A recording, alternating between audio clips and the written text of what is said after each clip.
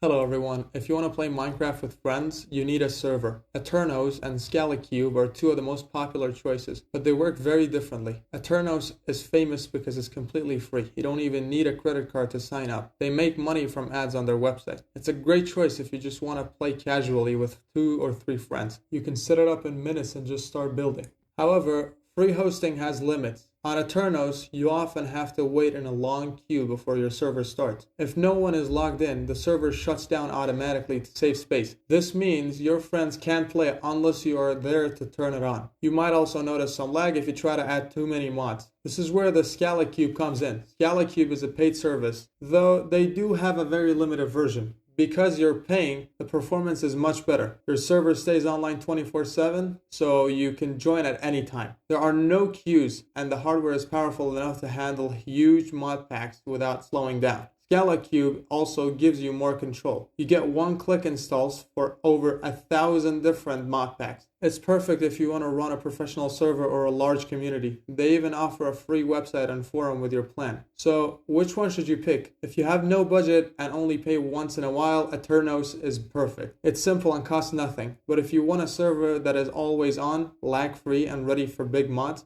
Scalacube is the better investment. Both are great for different reasons. It just depends on how you want to play. If you found the video helpful, please make sure to like, subscribe, and share. See you in the next one.